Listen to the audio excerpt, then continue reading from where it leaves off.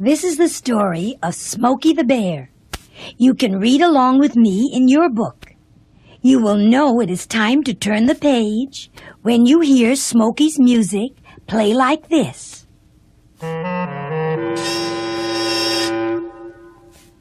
Let's begin now.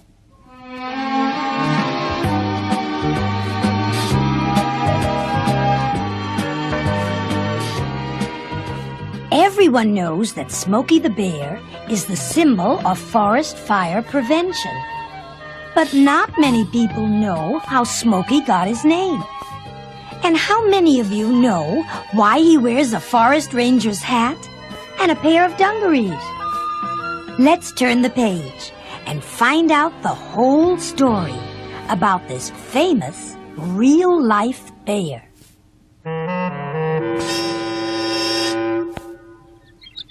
It was a bright May morning in the mountain forest of New Mexico.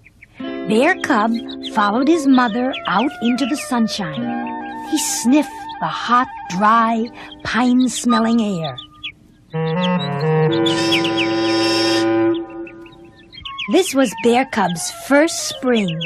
He was still young, and he had a lot to learn. Mother Bear was busy teaching him how to choose the tastiest berries, where to find clear drinking water, and how to turn over a log to uncover a nice meal of bugs.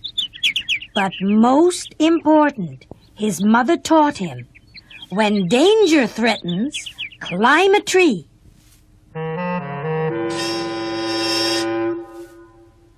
One day, Bear Cub and his mother were out hunting tasty berries. Suddenly, Bear Cub's mother stopped and sniffed. Bear Cub sniffed too. There was something strange in the air. His eyes smarted, and off in the distance he heard a great roaring sound, like all the winds blowing together through the tops of the tall pines.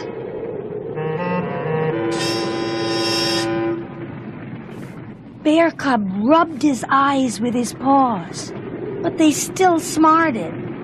And now a thick blackness was creeping toward them through the branches of the trees.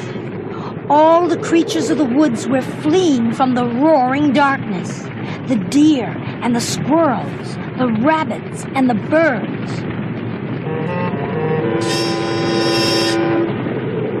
Hurry! Hurry! The birds were screaming as they flew. Mother Bear pushed Bear Cub along ahead of her as fast as his feet could go. But it was not fast enough. The thick smoke caught up with them. Bear Cub could not hear his mother's voice behind him. When he turned, he could not see her. Bear Cub was frightened. What should he do? Then he remembered what his mother had taught him. When danger threatens, climb a tree.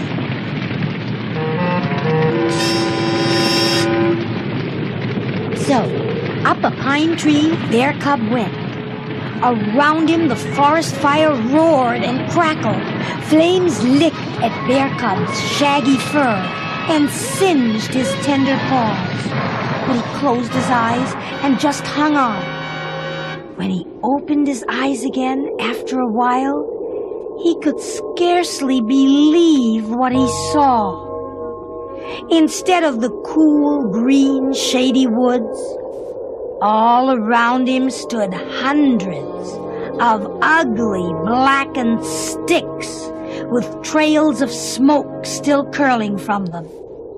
Suddenly, he heard a friendly voice.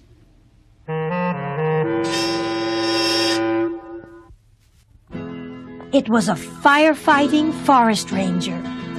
The ranger reached up and took Bear Cub into his arms. "What's your name, fellow? Smokey?" From then on, it was. Though Smokey could not understand the words, he knew the voice was kind. He knew the water from the ranger's canteen felt wet and cool in his dry throat.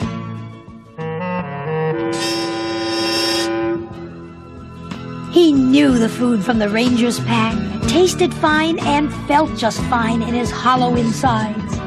He knew the salve and bandages made his burned paws feel good again. Then the ranger took Smokey to the game warden's home. He liked to sit with the family and play with their little girl.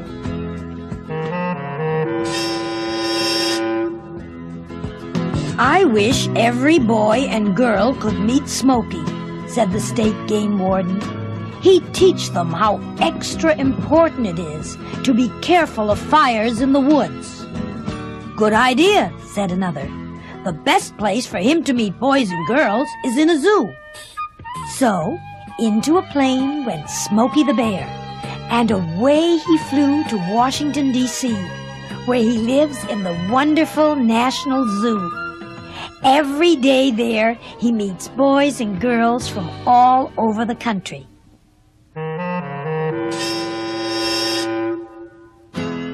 He likes to have them join his junior forest rangers to help him prevent terrible forest fires, like the one that destroyed his home. These are their easy rules. Remind your parents and friends to break matches in two. When they can hold the burned end between their fingers, no fire is left. Crush out smokes, then use the ashtray.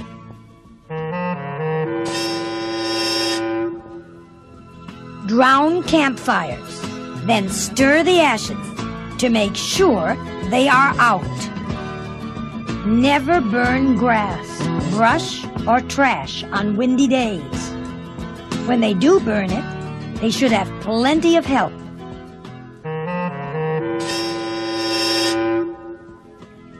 If you follow these simple fire rules, you will help Smokey keep the forests green. And always remember Smokey's motto: only you can prevent forest fires.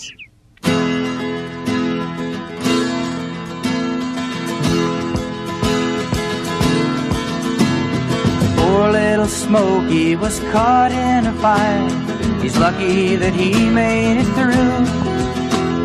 And now he is working to help teach us all the damage a fire can do. We must be watchful and we must be safe. Tend to our fires with care.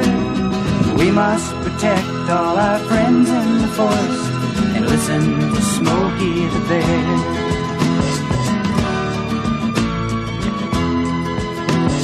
The oak and the maple, the walnut and ash, the elm and the sycamore too, the pine and the cedar, the spruce and the birch, these trees are so friendly to you. We must be watchful and we must be safe. Tend to our fires with care. We must protect all our friends in the forest. Listen to Smokey the Bear.